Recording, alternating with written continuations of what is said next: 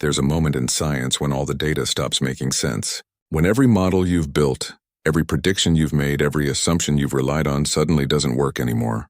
For astronomers tracking 3IATLAS, that moment is happening right now. Late October 2025. An interstellar comet from beyond our solar system has entered what researchers are calling its most unexplained phase yet. And the final observation window is closing. In just days, this visitor will fade beyond the reach of our instruments, taking its secrets with it into the cosmic dark. But before it does, what we scientists are witnessing is rewriting the rules of cometary physics. We are seeing water streaming into space where no water should flow. We are detecting carbon dioxide ratios that don't match anything in our solar system. We are reading chemical signatures from a star system we may never identify, and we're watching a clock that's ticking down to zero. I'm going to show you what makes these final days so critical, why the data doesn't fit any existing theory, and what this visitor from another star is teaching us about the universe beyond our reach. We are watching something unprecedented unfold in real time. This isn't a threat, not a danger, but it is a scientific opportunity that comes perhaps only once in a generation, and it is slipping away. 3IATLAS, designated with that crucial I for interstellar, is only the third confirmed visitor from beyond our solar system. It follows 1I Oumuamua, which shocked the world in 2017 with its bizarre acceleration and strange elongated shape. And it follows 2I Borisov, which gave us our first clear look at a normal interstellar comet in 2019. When 3IATLAS arrived in December 2024, we thought it would provide answers. Instead, it has only delivered deeper mysteries. Let me set the scene. The ATLAS survey system, that's the Asteroid Terrestrial Impact Last Alert System, is operated by the University of Hawaii with NASA funding. Its entire purpose is to protect Earth, to spot asteroids and comets that might pose a collision risk. In December 2024, ATLAS flagged an object moving unusually fast through the constellation Ursa Major. Within 72 hours, NASA's Jet Propulsion Laboratory and the Minor Planet Center had run the numbers. The orbital eccentricity was greater than 1.0. That is the definitive mathematical signature of an object that does not belong to our solar system. It was on a hyperbolic trajectory, a one-way ticket. This visitor came from the stars, and it is going back to the stars. We get one chance to study it. One pass, one window. And that window is closing now. By late October 2025, 3IATLAS sits approximately 2 astronomical units, AU, from the Sun. That's more than 3 times farther from the Sun than we are on Earth, well beyond the orbit of Mars. It is moving outward at a blistering 31 kilometers per second, easily fast enough to escape our Sun's gravity entirely. Its coma, that fuzzy halo of gas and dust surrounding its nucleus, remains just bright enough for our best instruments to perform detailed spectroscopy. But every single day it fades. Every day it moves farther away, and every day we lose resolution, we lose signal, we lose our ability to answer the questions that are keeping planetary scientists across the globe awake at night. Here is why these final days matter so much. 3IATLAS isn't behaving like it should. At 3 AU from the Sun, in temperatures plummeting to minus 150 degrees Celsius, comets should be dormant. They should be frozen solid, inert, lifeless blocks of ice. Yet this visitor is active. It is extremely active, and nobody can fully explain why. The Neil Gehrels Swift Observatory detected it first. Swift is one of our most vital assets in the sky. It specializes in ultraviolet astronomy, constantly watching for transient events like gamma-ray bursts or stellar explosions.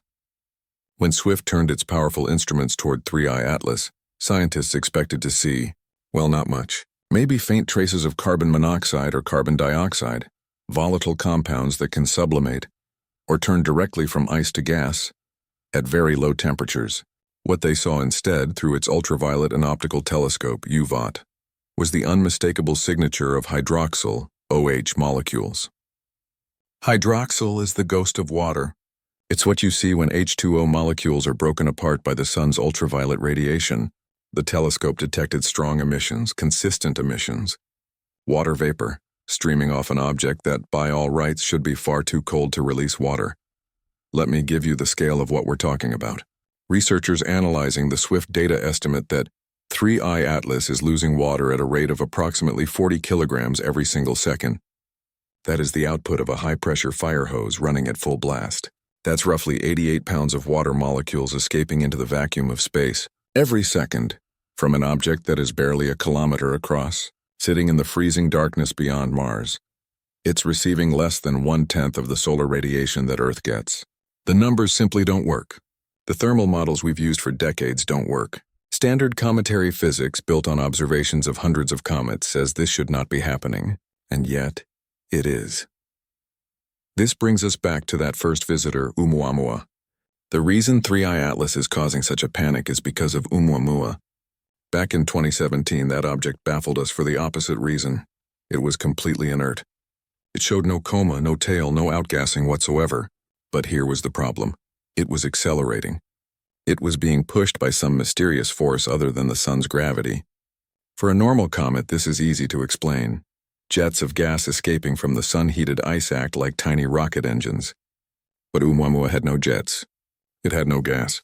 It was just a dark, tumbling object being pushed. This is what led Loeb to propose his solar sail hypothesis. He argued the only thing that fit the data was a vanishingly thin object, perhaps only millimeters thick, being pushed by the pressure of sunlight itself. An artificial object.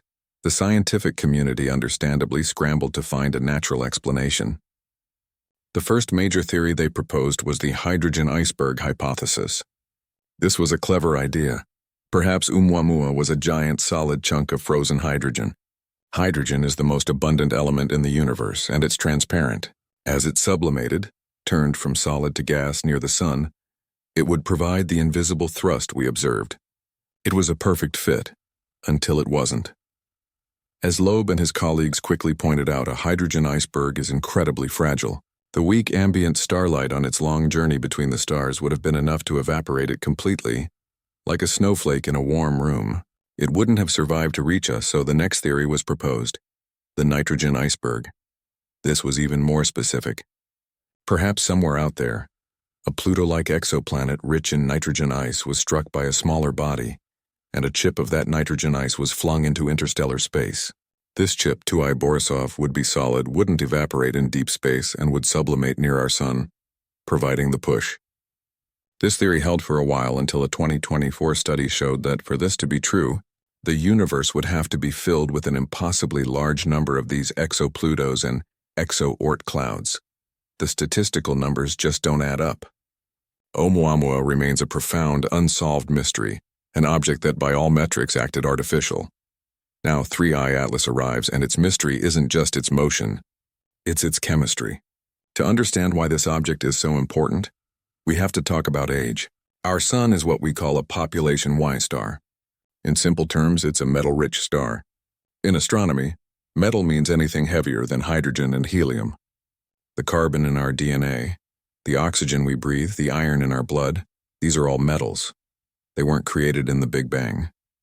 The Big Bang only made hydrogen, helium, and a tiny bit of lithium. Everything else, every element that makes up you and me and the planet we're on, was forged inside the hearts of much, much older stars, population 2 stars. These were the first-generation giants that lived fast, died young, and exploded in massive supernovae, seeding the galaxy with these new, heavy elements. Our solar system is built from the ashes of these dead stars. We are quite literally the children of a stellar graveyard. But what if 3IATLAS isn't? What if it's older than our sun? What if it's a population 2 comet, formed in a metal-poor environment? If that's true, it's not just a time capsule from another place. It's a time capsule from another epoch of the universe. It would be a pristine physical sample of the early cosmos, from before stars like our sun even existed. And right now it is flying past our telescopes, and it is activating. It's waking up. This is our first clue. This isn't normal ice. Our comets are mostly made of water ice. But this object's behavior suggests it might be made of something called amorphous ice. This is a disorganized, messy form of ice where other, more volatile gases, like carbon dioxide and carbon monoxide, get trapped inside the ice structure as it forms. As the comet gets even a tiny bit of warmth from our sun, these trapped gases begin to escape. They don't just sublimate gently, they expand violently, blasting the much heavier frozen water ice crystals out with them. This creates the water signature we see. It isn't sublimation. It's a series of mini explosions. This isn't just a theory either. We have a parallel for this kind of impossible activity right here in our own solar system. It's called Comet 29P Schwarzmann-Wachmann. This comet orbits in the freezing cold between Jupiter and Saturn, where it should be completely dormant. And yet 29P is one of the most volcanically active objects we know. It erupts in massive, violent, and completely unpredictable outbursts, sometimes increasing its brightness by 100-fold in just a few hours. We still don't fully understand what's driving it. It proves that even in our own backyard, comets can have complex internal engines that defy our simple models. 3IATLAS is like 29P, but from another star. It's an impossible comet that's showing us its internal engine for the first time. But the water was just the appetizer. The main course came from the James Webb Space Telescope, JWST. When Webb used its powerful infrared spectrographs to analyze the chemistry of that gas, it found the smoking gun. In our solar system, comets typically have a carbon dioxide to water ratio of about 1:1, maybe 2:1 at most. 3IATLAS has a ratio of 8:1, 8 parts carbon dioxide for every 1 part water. This is off the charts. It is definitive mathematical proof that this object was not formed in our solar system. It must have been born in a vastly different environment, a place far colder than our own frost line, a place much richer in carbon. We are, for the first time, looking at the chemical fingerprint of a truly alien birthplace. And that fingerprint, that chemical signature from another star, contains the most important ingredient of all. As astronomers watched the comet's coma, they detected the brilliant green glow of swan bands. This is the signature of diatomic carbon, or C2, 2 carbon atoms bonded together. This isn't just a simple chemical. This is the fundamental building block of all complex organic chemistry. It's the starting point for the long-chain hydrocarbons, the amino acids, the very molecules that on our planet assembled themselves into life. This is where the time capsule metaphor becomes literal and frankly a little terrifying. We have found these building blocks before, in a time capsule from our solar system. In 1969, a massive meteorite exploded over the town of Murchison, Australia. It was a pristine piece of the early solar system, 4.6 billion years old. When we cut it open, we found it was packed with over 100 different amino acids, the fundamental building blocks of proteins, the molecules of life. The Murchison meteorite was the first definitive proof that the ingredients for life on Earth were delivered from space, riding on comets and asteroids. It proved that our own solar system was seeded with these compounds. And then there's the other famous time capsule, one that sparked even more controversy, L80 4001. This was a meteorite found in Antarctica in 1984 that was geologically confirmed to have come from Mars.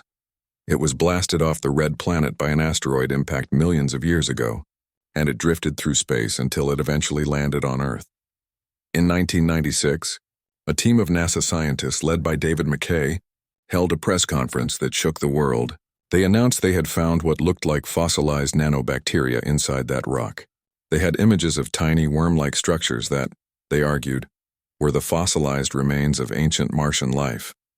This created a massive global controversy. The scientific community is still fiercely divided today. Many believe the structures are just non-living mineral formations, not fossils. But the debate itself proved something crucial. We are already seriously looking for signs of life, even fossilized life, inside rocks that travel between planets. Now, look at 3IATLAS. It is an interstellar Murchison. It is an interstellar ALH 84001. It is a messenger from another star system, actively releasing complex organic chemistry into our own. This implies that the ingredients for life are not a local phenomenon. They are not unique to our sun. They are galactic. The universe, it seems, is a vast interconnected ecosystem, constantly exchanging these prebiotic seeds between star systems.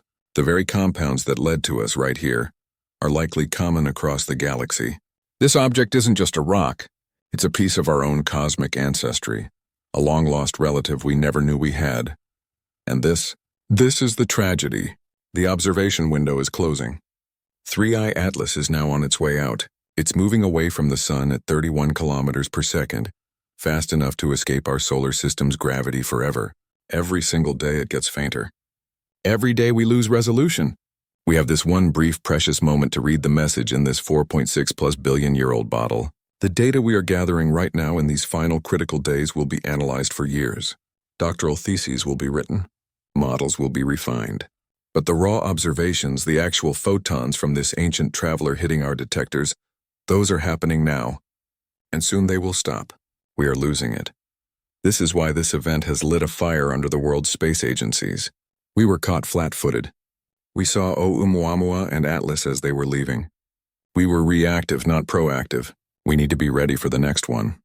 This is why this event has lit a fire under the world's space agencies. We were caught flat-footed. We saw Oumuamua and Atlas as they were leaving. We were reactive, not proactive. We need to be ready for the next one. And that's where the ESA's Comet Interceptor mission comes in. This is a real mission, currently being built and planned for launch in the late 2020s. The concept is revolutionary, born directly from the frustration of missing Oumuamua. It's a rapid response probe.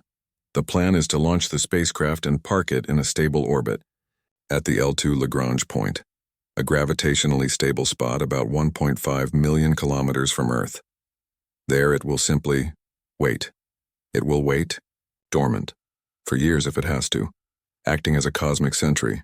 The moment our next-generation observatories, like the one I'll mention in a minute, spot a new pristine long-period comet, or ideally a new interstellar visitor, the interceptor will get its signal. It will wake up, divert, fire its engines, and fly to meet it. We won't be catching it on its way out. We will be the first thing to greet it on its way in. And this isn't just a simple flyby. The Comet Interceptor is actually 3 spacecraft in one. The main craft, Probe A, will stay at a safe distance observing the big picture. But it will deploy 2 smaller subprobes, B1 and B2. These probes will fly through the comet's coma or tail from different angles. One probe will be designed to analyze the gas and plasma, while the other maps the nucleus and the dust surrounding it. This will give us a 3D multi-point analysis of a pristine object, reading its chemical story from the inside out. We will, for the first time, open one of these time capsules and read its contents directly. And the Europeans are not alone in this new race. China's Zhenghe mission, also planned for this decade, is one of the most ambitious and complex missions ever conceived. Its primary goal is to perform a sample return from a near-Earth asteroid. But it has a secondary, groundbreaking objective. After dropping off its asteroid sample, the main Zhenghe probe will use its solar electric propulsion to travel for another 7 years. With the goal of intercepting and studying an interstellar object, the race is on. The first nation to successfully touch and analyze a pristine interstellar comet will unlock a new chapter in human history. They will be the first to read the mail from another star. That is the future. But for now, we are left with the fading light of 3IATLAS. We are the first generation of humans to know for a fact that our solar system is not an isolated island. The space between the stars is not an empty void. It is a cosmic highway, a network where material, chemistry, and perhaps even the seeds of life itself are constantly moving between systems. 3IATLAS has drifted beyond Mars, a frozen fragment from a star we cannot name, leaking water where physics says it shouldn't, carrying the chemical building blocks of life. What we have learned in these few short months will inform planetary science for decades. It adds a crucial chapter to our growing catalog of visitors from beyond. It forces us to ask, if the ingredients for life are everywhere, just how common is life itself? When the next one arrives, and it will, the Vera C. Rubin Observatory in Chile will find it. This is the other piece of the puzzle, the instrument that will make missions like the Comet Interceptor possible. This new telescope, which will see its first light very soon, is a monster. It has a 3.2 gigapixel camera, the largest digital camera ever built, and it will scan the entire visible sky from its vantage point every few nights.